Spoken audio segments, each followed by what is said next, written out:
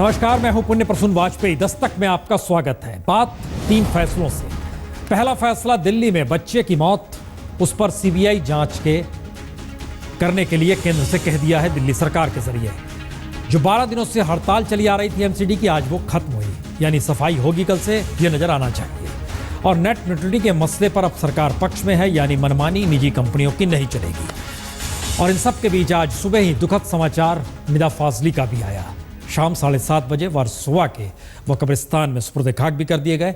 उन पर भी बात होगी, लेकिन आइए उन्हीं के जरिए जरा मौजूदा वक्त की उन स्थितियों को टटोलना शुरू करें जहां कहा जाए कभी किसी को मुकम्मल जहां नहीं मिलता। बात कहीं से शुरू कीजिए, आतंकवाद से चलिए शुरू करते हैं। आतंकवाद के मद्देनजर अगर हेडली सही कह रहा है तो इसके मतलब क्या है? अगर कह रहा है जिस बात का जिक्र वो कर रहा है लगातार अपनी गवाही में, तो फिर मतलब क्या है और मुश्किल क्या है? रिपोर्ट देखिए। अगर हेडली सही है तो पाकिस्तानी सत्ता के लिए लश्कर तौयबा भारत के खिलाफ जिहाद का सबसे मजबूत ढाल भी है और विदेशी कूटनीति का सबसे धारदार हथियार भी। अगर हेडली सही है तो पाकिस्तानी सेना की ट्रेनिंग, विदेश मंत्रालय की मदद और खुफिया एजेंसी आईएसआई के बनाए रास्ते ही भारत के खिलाफ पाकिस्तानी सिस्टम है, जिसके आश्रय पाकिस्तानी सत्ता एक तरफ आतंक को ही कानूनी जामा पहनाती है, यानी भारत के खिलाफ आतंकी संगठनों को बेखौफ वो बना देती है, तो दूसरी तरफ आतंकवाद पर नकेल कसने के लिए भारत के साथ खड़े होने की दुहाई देती है। याद कीजिए 20 जून 2001 में जनरल मुशर्रफ सत्ता पलट के बाद पाकिस्तान के सीईओ से होते हुए राष्ट्रपति बनते हैं और 13 दिसंबर 2001 को भारत की संसद पर लश्कर और जैश मिलकर हमला कर देते हैं। हमले के बाद प्रधानमंत्री वाजपेयी आर पार की लड़ाई का ऐलान करते हैं और मुशर्रफ एक तरफ आतंकवादियों पर कार्रवाई का जिक्र करते हैं तो दूसरी तरफ कश्मीर में आजादी की लड़ाई आतंकवादी लड़ रहे हैं, ये कहने से भी नहीं चकते। लेकिन अगर हेडली सही है तो 2002 में लश्कर मुखिया हाफिज सईद पर कोई रोक नहीं लगी, क्योंकि पीओके के मुजफ्फराबाद में हाफिज सईद की तकरीर सुनकर ही हेडली लश्कर का दीवाना होता है। यानी हाफिज सईद की खुली तकरीर पाकिस्तान में उस वक्त भी जारी थी। वो पाकिस्तान जिसने दुनिया में बड़ी बड़ी जंगें लड़ के दुनिया की सुपर पावर्स को शिकस्त देके। अगर हेडली सही है तो पाकिस्तानी सत्ता ने ही हाफिज सईद को बचाने के लिए लश्कर की जगह जमातुल दावा बनवाया, क्योंकि जिस दौर में जमात बनती है उसी दौर में लश्कर के पीओके के ट्रेनिंग कैंप पे हेडली ट्रेनिंग भी लेता है। अगर हेडली सही है तो भारत के खिलाफ पाकिस्तानी सेना और आईएसआई के विंग के तौर पर ही लश्कर तौयबा काम करता है, क्योंकि हेडली को लश्कर के साथ जोड़ने से लेकर भारत में मुंबई हमले की बिसात बिछाने में पाकिस्तानी सेना के retired major Abdul Rahman Pasha, major Sabir Ali, major Iqbal सबसे महत्वपूर्ण भूमिका निभाते हैं। डेविड हेडली ने और एक सनसनी खुलासा किया था कि जो मेजर इकबाल और मेजर अली, इनसे उसका परिचय हुआ था। उसने ये बताया कि मेजर इकबाल ये आईएसआई का आदमी था और अली जो उसमें शख्स बताया है उसका भी उसने आईएसआई से ताल्लुकात आर्मी आईएसआई में था, ये भी बात बताई। और अगर हेडली सही है तो पाकिस्तानी विदेश मंत्रालय को भी पाकिस्तानी सत्ता हेडली के लिए काम पर लगाती है, क्योंकि इसी दौर में अमेरिका में पाकिस्तानी एम्बेसडर के तौर पर नियुक्ति और किसी की नहीं, रिटायर्ड फौजियों की होती है। 2004 से 2006 में जनरल जहांगीर करामत, तो 2006 से 2008 में major general Mahmud Ali Durrani ambassador बनते हैं। और इसी वक्त दाऊद गिलानी से डेविड कोलमैन हेडली का जन्म होता है। इसी दौर में फर्जी पासपोर्ट बनता है। इसी दौर में अमेरिका से भारत भिजवाने के काम में पाकिस्तान की सत्ता लग जाती है, यानी पूरा सिस्टम काम करने लगता है। और इसी दौर में हेडली अमेरिका से भारत कई बार रेकी के लिए आता है और महफूज लौट भी जाता है। अगर हेडली सही है तो पाकिस्तान में मुशर्रफ के बाद भी चुनी हुई सरकार के लिए भारत के खिलाफ आतंकी हमला कूटनीति और रणनीति दोनों का हिस्सा था, क्योंकि मार्च 2008 में पीपीपी के यूसुफ रजा गिलानी प्रधानमंत्री बनते हैं और सितंबर में जरदारी राष्ट्रपति बनते हैं। और हेडली के मुताबिक सितंबर 2008 में लश्कर के आतंकवादी भारत में घुसने का प्रयास करते हैं और उसके 1 महीने बाद ही अक्टूबर 2008 में भी समुद्र के रास्ते वो भारत में घुसना चाहते हैं। उन्होंने सिर्फ इतना ही कहा है कि मैं हाफिज सईद के कहने पे मैं एलईडी का काम किया हूँ और उन्होंने ये भी बताया कि इस घटना के पहले 26/11 के पहले 2 और कोशिश हुए थे जो असफल रहे। यानी 26 नवंबर 2008 को हमले से पहले पाकिस्तानी सेना बार बार आतंकी हमले का प्रयास करवाती है। सत्ता को यह सब कुछ मालूम होना चाहिए या कहे मालूम होगा, तो हमले के बाद पाकिस्तान की सत्ता भारत के हर सबूत को खारिज कर देती है। तो सवाल यही है, अगर हेडली सच बोल रहा है तो हेडली पाकिस्तान का मुखौटा बना रहा, और अगर नवाज शरीफ अब कहते हैं कि हालात बदल गए हैं तो लगता यही है, मुखौटा बदला है, रणनीति या कूटनीति नहीं। और भारत के सामने सबसे बड़ी मुश्किल यही है। मसलन याद कीजिए, 8 बरस पहले सबूत दिए गए पठानकोट एयरबेस पे हमले के बाद 8 बरस बाद यानी अब भी सबूत किए गए। उस वक्त भी नहीं माने, अब भी नहीं मान रहे। उस वक्त भी तमाम सबूतों को खारिज किया गया जो भी डोजियर के तौर पर दिए गए। मौजूदा वक्त में भी हर सबूत को खारिज किया जा रहा है। तब यह सवाल है कि इसके आगे बात जाएगी कैसे, और अगर सबूत एक के बाद एक भारत के जरिए दिए जाते हैं और उसे भी खारिज कर दिया जाता है, तो हमें लगता है अब आपको समझना होगा कि मौजूदा वक्त में अगर भारत सरकार ये सोच रही है कि पाकिस्तान उनके कहे अनुसार पटरी पर आकर आतंकवाद के मुद्दे पर बातचीत भी करेगा और नकेल भी कसेगा, तो हमें लगता है 2008 में तब के मंत्री क्या कह रहे थे और पठानकोट एयरबेस पर हमले के बाद अब वहां का विदेश मंत्रालय के प्रवक्ता क्या कहते हैं, दोनों में तारतम्य देखिए जरा। हमें कोई एविडेंस प्रोवाइड नहीं की थी, कुछ लीड्स थी और उस इंफॉर्मेशन को हमने ट्रांसफॉर्म किया into evidence, visible evidence. For example, उन्होंने तो हमें बताया था कि लोकेशंस क्या हैं, उन्होंने तो हमें पता था कि कितनी आपने उन्होंने बुलेट जो कि डिग्गी खरीदी है, उन्होंने ये तो नहीं बताया कितनी लाइफ बोट्स थी, उन्होंने तो नहीं बताया था कितने लोग इन्वॉल्व हैं, उन्होंने तो नहीं हमें बताया था काउंट्स कितने हैं, उन्होंने तो नहीं बताया था कि हमाद जो है वो उसका सरगना है वो चलता रहा। ये तो हमारी अपनी इन्वेस्टिगेशन है। टेररिज्म जो है हम सबका दुश्मन है और इसको मिलकर जो है ख़त्म करने की ज़रूरत है, और हमने बार बार इस चीज़ को दोहराया है। तो जरा मुश्किल को समझिए, जिस बात की जिक्र वहां की सरकार करती है उस बात का जिक्र अंतर्राष्ट्रीय मंच पे सरकार करते हुए भी अपने अंदरूनी मसलों को कहीं साथ लेकर चलती है। इस बात का जिक्र क्यों कर रहे हैं? पहले कसाब, उसके बाद हेडली और हाफिज सईद पर खामोशी। इसका मतलब क्या? रिपोर्ट देखिए।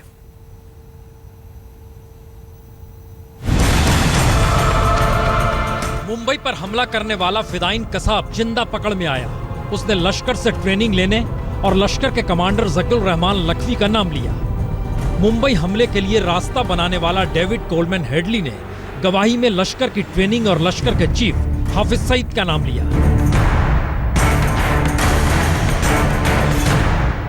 और हाफिज सईद फिलहाल पाकिस्तान में आजाद नागरिक है। लखवी को अदालत से जमानत मिल चुकी है, यानी वह भी आजाद। तो अगला सवाल यही कि पाकिस्तान अगर पहले फिदाइन कसाब को अपना नहीं मानता और अब हेडली के कबूलनामे को सच नहीं मानता, तो पाकिस्तान को लेकर भारत का रास्ता जाता किधर है? क्योंकि हेडली से तो कल भी पूछताछ होगी, और तब अगर 26/11 के जरिए आतंकवाद पाकिस्तान की स्टेट पॉलिसी के तौर पर नजर आती है, तब भारत क्या करेगा?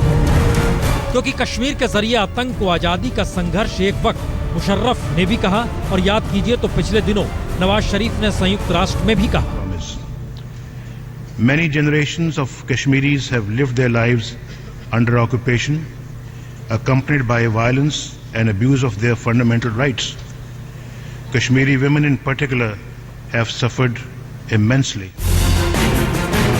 यानी कश्मीर नीति पाकिस्तान की स्टेट पॉलिसी है, और कश्मीर नीति का मतलब आतंकवादी संगठनों को पनाह देना है। यानी भारत पर होने वाले हर आतंकी हमलों से पाकिस्तानी सत्ता खुद को अलग बताएगी और आतंक का मुद्दा अंतर्राष्ट्रीय मंच पर उठाकर भारत को अपने साथ खड़े होने का दबाव भी बनाएगी।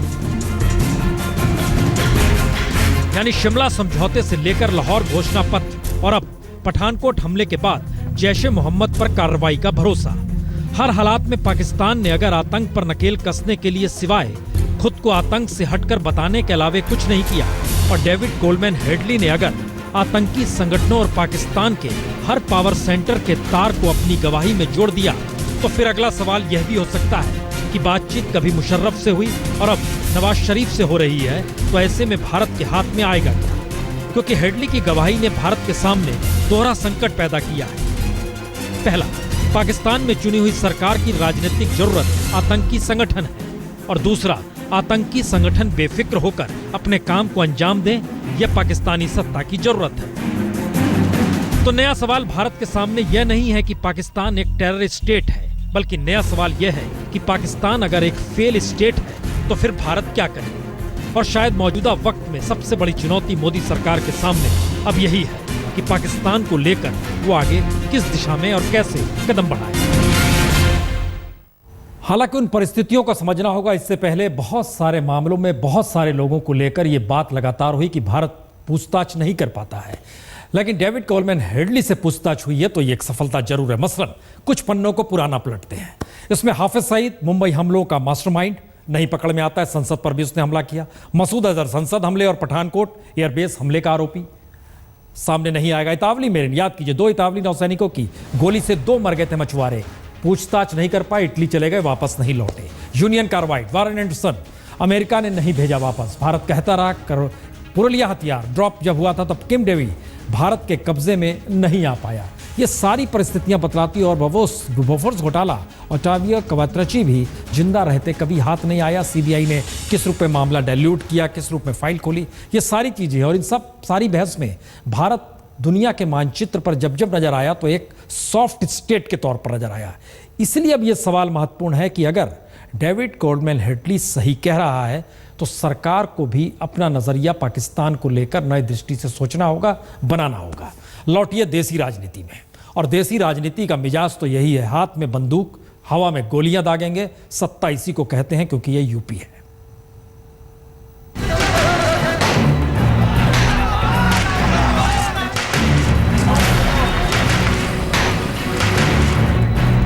ब्लॉक चुनाव में जीत के बाद शामली में समाजवादी पार्टी समर्थकों ने जश्न में गोलियां दागी तो इस मासूम की जान चली गई और निशाने पर आए मुख्यमंत्री 24 घंटे बाद जागे और ट्वीट कर कहना पड़ा दोषियों के खिलाफ फौरन कार्रवाई हो। फिर तो शामली के पुलिस इंस्पेक्टर को हटाने के भी निर्देश दे दिए गए और एसडीएम को भी। एफआईआर दर्ज की गई और उस एफआईआर में 5 लोग नामजद थे और 5 लोग अज्ञात थे।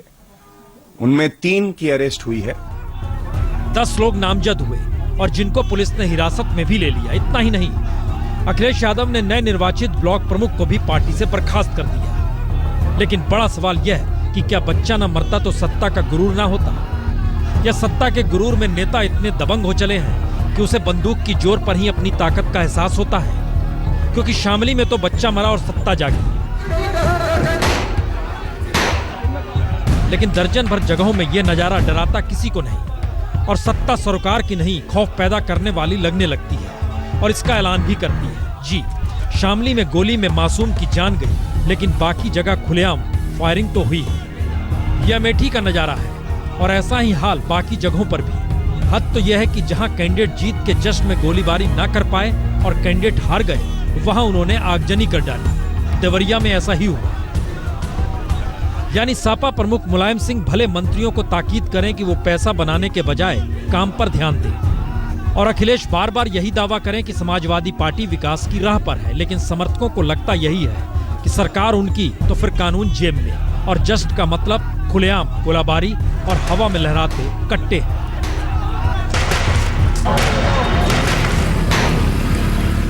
यूं यूपी में हिंसा अमेठी, बदायूं, देवरिया, शामली, गोंडा, सहारनपुर, हाथरस, आगरा, जौनपुर, अंबेडकर नगर समेत तमाम इलाकों के ब्लॉकों में हुई।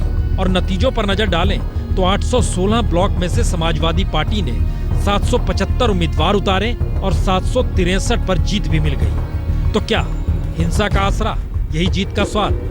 और क्या ब्लॉक स्तर के नेताओं को खुली छूट देकर समाजवादी पार्टी विधानसभा चुनाव की तैयारी भी कर रही है? आरोप तो कुछ ऐसे ही लग रहे हैं भी, लेकिन सच यही कि ब्लॉक प्रमुख चुनाव में हिंसा ने एक बार फिर अखिलेश राज में कानून व्यवस्था पर सवालिया निशान लगा दिया है।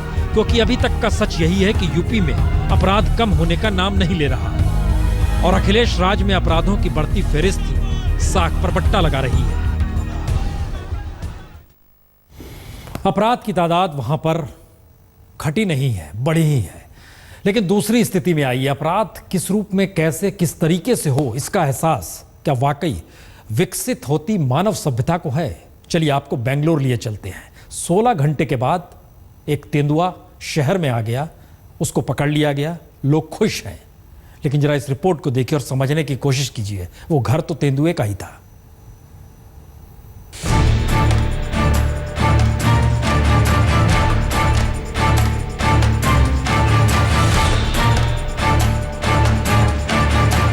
यह तेंदुआ तो निकला था गार्डन सिटी में, लेकिन हर जगह कंक्रीट और हर जगह मनुष्य देखकर घबरा गया। जी, बेंगलोर के स्कूल में तेंदुआ घुसा तो इंसानों की उसकी हैसियत बता गया।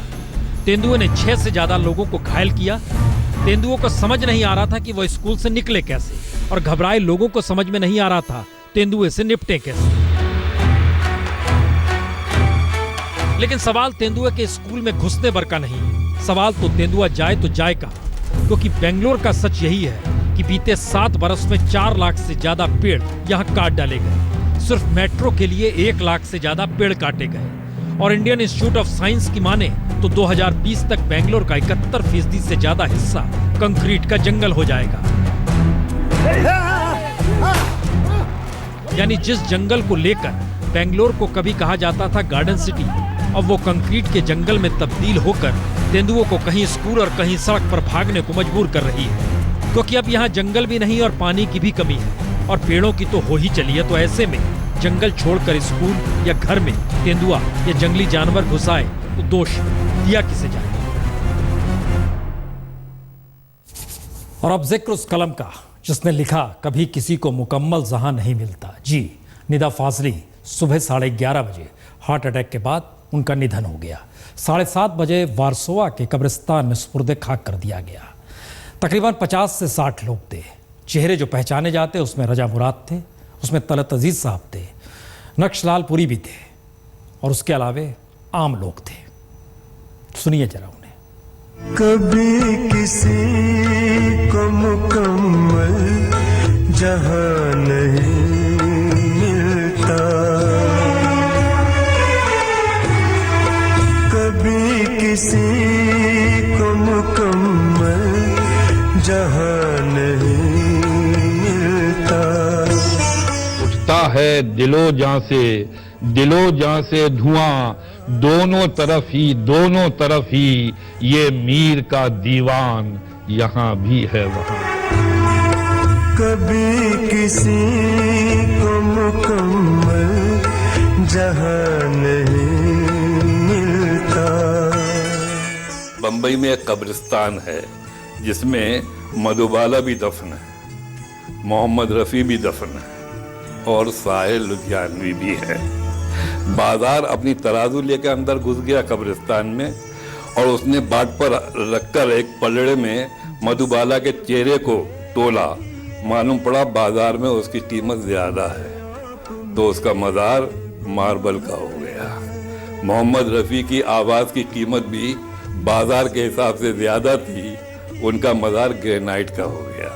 शायर का मज़ार शब्दों का था, लफ्जों का था। 5 बरसात से जमीन बन गया।